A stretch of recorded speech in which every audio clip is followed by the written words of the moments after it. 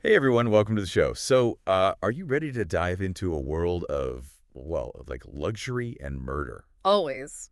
All right. So picture this, a lavish cruise ship, the SS Lincoln, Mm. bound for Egypt, no less. Oh, wow. It's packed with like the who's who of post-Civil War America. Opulent ballrooms, champagne flowing, and of course, secrets. Sounds What intriguing. gets better? Because a murder rocks the boat, literally. Uh-oh. Yeah, and that's where our story, Miss Verity Takes the Case by C.M. Turner, really kicks off. Oh, I love a good historical mystery. Me too. And this one's a real page-turner. It's not just a whodunit, though, right?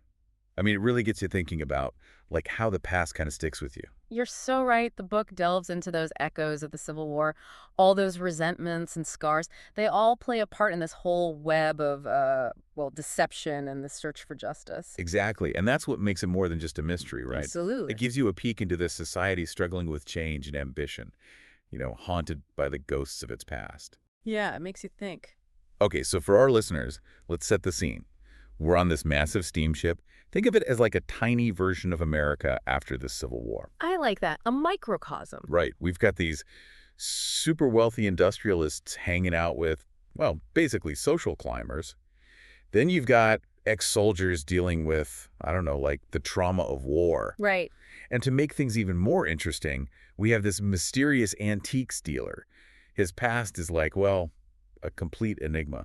Talk about a mix of characters. It's almost like a recipe for disaster, isn't it? That contrast, all that extravagance against the backdrop of, well, the simmering tension and secrets. It's like something's about to break. And it does. When they find journalist Jeremy Russell dead at the bottom of a cliff on this island, Fayal, I think. Right, fail. It seems like an accident at first. Totally. But then Miss Verity Dean enters the picture. Our leading lady. Exactly. She's a former Pinkerton detective, so her instincts are like razor sharp. She's just not buying the accident theory. Yeah. And as I was reading, I kept thinking about her position, stuck on this ship with all these potential suspects. Oh, yeah, she can't exactly just walk away. No. But she's so determined to uncover the truth. What did you think about Verity? Did you, like, connect with her character at all? Oh, absolutely. Especially for that time period, she's really a force to be reckoned with. I mean, she's not afraid to go against the grain, using her intelligence and skills in this male-dominated world. Totally. And it's not just that. She's also wrestling with her own past, trying to find her place in a world that's changing so rapidly. She's got her own case going on in the background. Exactly. And speaking of cases, as she starts looking into Jeremy's death, she finds all these clues that suggest something way more sinister is going on. Oh, those clues. They had me hooked. First, there's Slats, the coal stoker. He sees two men on the cliff the morning Jeremy dies, but then, boom, he turns up dead too. Suspicious, for sure. Right. Then Maya, a maid working for this fascinating Madame Zelenka, is found murdered after the ship leaves Gibraltar. And if that wasn't enough, a very valuable necklace goes missing. It belonged to Molly McCallum, the wife of, well, let's just say a powerful guy. Cyrus McCallum. You got it. I mean, talk about a tangled web. What struck you as like the biggest clue early on? For me, it was Jeremy's job. I mean, he was a journalist and he was digging into some shady stuff. It's hard to choose just one, but the fact that he was a journalist definitely makes you think, right? Oh, absolutely. Like, what was he working on that made him a target? Who wanted him silenced? It just screamed foul play. Totally. And then throwing in the missing necklace, it felt like a deliberate attempt to, like, distract everyone from the real motive. A classic red herring. So true. Yeah. And speaking of motives, let's talk about the suspects. Hmm. This book throws a whole bunch at us, each with their own secrets and reasons for wanting Jeremy gone. Honestly, it felt like everyone on that ship had something to hide. Who did you suspect? Honestly, it felt like everyone was suspicious at some point. Right? There's Cyrus McCallum, like I said, a powerful industrialist, but he's got political ambitions too. Could Jeremy's reporting have been a threat to him? It's definitely possible. Power and ambition can make people do some pretty crazy things. So true. And then there's Cyrus's son, Edgar. He's like haunted by his time in the war and clearly doesn't get along with his dad. What do you think? Was he hiding something? I kept going back and forth on Edgar. Me too. And then there's John Bullingsworth. He's ambitious, wants to take over Cyrus's empire. Would he resort to murder to get what he wants? That's the question, isn't it? And don't forget Ward Penderhaven, the antiques dealer. Oh, yeah. He's always around when something's going down. Is he just a savvy businessman, or is there something darker beneath that charming facade? He was definitely giving me some shady vibes. And let's not forget, Harding Claremont, another journalist, Ah, yes, the rival. could jealousy have driven him to eliminate the competition? It wouldn't be the first time. Right. I swear I was suspecting everyone at some point. How about you? Oh, absolutely. C.M. Turner is a master at making you doubt everyone. Just when you think you've got it figured out, some new information pops up and points the finger at someone else. It's brilliant. So true. And then you throw in Jeremy's coded notepad in his diary filled with these cryptic entries. It's like trying to solve a puzzle with half the pieces missing. A very intriguing puzzle. And we have Verity trying to make sense of it all, navigating this, like, treacherous social scene while piecing together those missing puzzle pieces. It's not just about finding the killer. It's about uncovering all these secrets that run deeper than anyone could imagine. Exactly. It's a story that keeps you guessing until the very end. One thing that really struck me about Miss Verity Takes the Case is like how the author brings the historical setting to life. Oh, yeah. It's not just a backdrop. It's woven into the whole story. You Right. know, the post-Civil War era was such a time of change, upheaval. And the novel really explores those complexities. Yeah, for sure. It really did feel like I was transported back in time, like sailing alongside these characters Right. and seeing that world on the brink of transformation. Exactly. You see the rise of those industrialists like Cyrus McCallum, social climbers trying to, grab a piece of the new wealth. Oh, yeah. And then you have those former soldiers still carrying the weight of the war.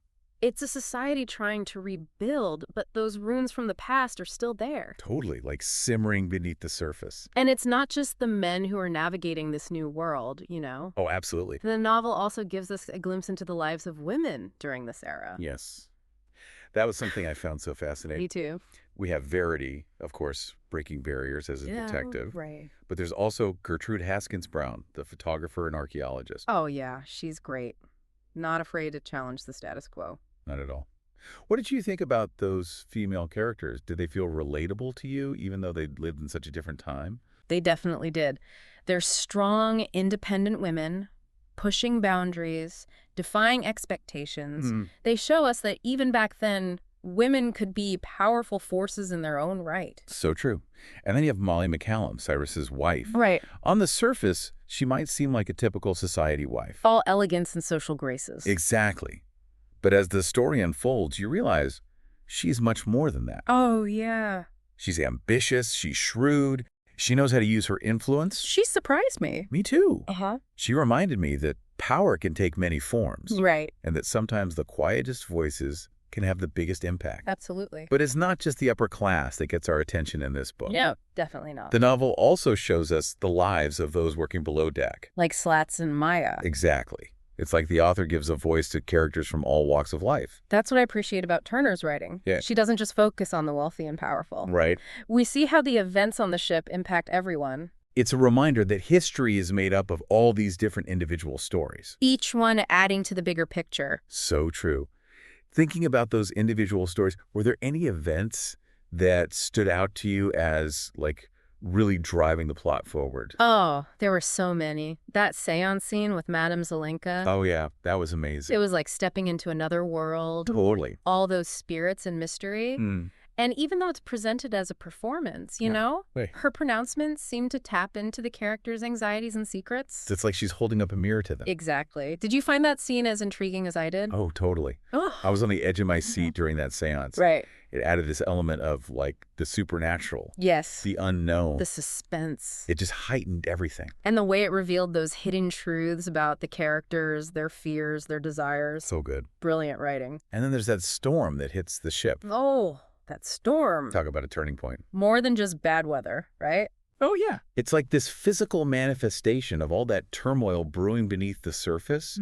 It forces the characters to confront their true selves. Like they can't hide anymore. Exactly. A reminder that nature, like fate, can be unpredictable and unforgiving. I love how you put that. The storm as a mirror to their inner turmoil. Yeah. It's a classic literary device, but it's so effective here. Absolutely. And speaking of confrontations, that 4th of July celebration was like a powder keg waiting to explode. Oh, I know. It was supposed to be this festive occasion, but you Right. could just feel the tension building. It was palpable. And then those explosive confrontations. What did you think about that scene? It felt like the whole story was building up to that moment. Yeah. All those secrets, suspicions, resentments, it all came to a head during that celebration. Like a pressure cooker finally releasing. Exactly. And it's in that chaos that Verity starts to see the connections. Right. To unravel the truth behind Jeremy's murder. It's a thrilling moment for the reader. Oh, yeah. That realization that everything is about to change. Did you feel that sense of anticipation building as you were reading? Oh, absolutely. Like something big was about to happen. And it's not just about unmasking the killer, right? No. It's about understanding the motivations, the web of deceit, Right. the consequences of this one man's death. It's not a simple case of good versus evil. No. It's a story about those gray areas of morality, the choices we make, the consequences we face. You've hit the nail on the head. It's a story that explores the depths of human nature, the complexities of justice. Absolutely. And for our listeners, we're curious. Yeah. As the pieces of the puzzle started falling into place, did you find yourself questioning your own assumptions about the characters? Oh, yeah, for sure. Did you have any of those aha moments where everything suddenly clicked? Those are the best moments in a mystery. Absolutely. Yeah. And Miss Verity Takes the Case is full of them. It is. But beyond just solving the puzzle, Right. I think this book makes you think about bigger questions. Yeah. Like, what does justice really mean? Mm, Can we ever truly escape the shadows of the past? that's a tough one. It is. And what price are we willing to pay for the truth? Those are some heavy questions to ponder. They are. You know, one thing that makes this story even richer is like all those real historical events and figures that are woven in. Oh, for sure. It's like the author is giving us these little glimpses into the actual drama unfolding alongside our mystery. Right. It's those details that make the story feel so grounded in its time. Exactly. Like that mention of the Credit Mobilier scandal. Oh, yeah. That was a big A one. real-life financial scandal. Huge. It rocked the Grant administration. Accusations of corruption, bribery, the whole 9 yards. And in the book, Jeremy Russell, our journalist, Right. he was actually investigating Cyrus McCallum's possible involvement in it. Oh, wow. It's like those real-world events are casting a shadow over everything. Adding another layer of intrigue. Totally. And remember, General Sibley, in the book, he's this imposing figure from the past, haunted by what he did during the war. All right. Well, there was a real Confederate general named Henry Hopkins Sibley. Oh, really? Yeah. And he was known for some pretty controversial actions. I see. And the way the author connects the fictional General Sibley to Andersonville Prison, Oh, wow. which was a real Confederate prison, notorious for its horrific conditions. Yeah, I've heard about that. It just adds this whole other level of moral complexity to the story. It makes you wonder, doesn't it? It does. Like, how much of historical fiction is actually inspired by real events? Right. It's like blurring the lines between fact and fiction. In a really fascinating way. And speaking of blurring lines, what did you think about Ward Penderhaven's story? The way he made his fortune, Oh, yeah. his collection of antiques. Mm. It's not exactly a feel-good story, is it? Not really. It kind of shows the dark underbelly of war, Yeah. all the opportunism and greed that can thrive in those chaotic times. Penderhaven, he's a character who benefits from other people's suffering. It makes you think about the choices people make in times of crisis. And what those choices ultimately cost them. Exactly. It's like the book forces us to confront these tough questions. Does. And the setting, that transatlantic steamship, it's almost like a character itself, isn't it? Oh, totally. That confined space, it's like a mini version of society. Right. All those secrets, alliances, and the past constantly lurking. It's a vessel carrying these passengers towards a new world. But they can't escape their past, Their secrets, their true selves, and that constant motion of the ship. the rocking waves, It's like a reflection of the uncertainty. and how everything keeps shifting. Yeah. It's brilliant how the author does that. So well done. And within that confined space, You have all these intricate relationships. family ties strained by ambition, Friendships tested by betrayal. romantic entanglements messed up by hidden agendas, It's a tangled web of human connections, each thread pulling on the others. creating this constant tension. What relationships did you find most compelling or surprising? I found the father-son dynamic between Cyrus and Edgar McCallum really fascinating. Oh, All yeah. that resentment, The weight of legacy, you could just feel the unspoken history between them. those unhealed wounds. And then Verity and her aunt, Caroline. Right. It's a subtler relationship. But it says so much about how society viewed women back then. All those expectations. The struggle between duty and personal fulfillment. It's a lot to unpack. And while all of that is going on, Verity's trying to piece together the truth. it's not just about finding the killer, It's about understanding the why, the motivations. the secrets, the Were lies. you able to figure out who the killer was? Did the ending surprise you?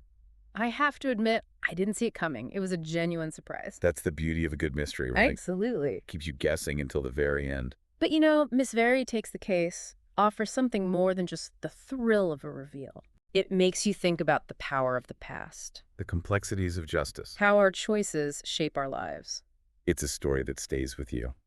long after you finish the book. So well said. And for our listeners, what resonated with you the most about Miss Verity Takes the Case? Were there any moments that surprised you, challenged you, or maybe even kept you up late reading? Share your thoughts in the comments below. And if you enjoyed this deep dive, don't forget to like, subscribe, and share it with your fellow bookworms. We love hearing your thoughts and exploring these fascinating worlds together. Until next time. Keep those minds curious, imaginations ignited, and keep exploring the stories that connect us all.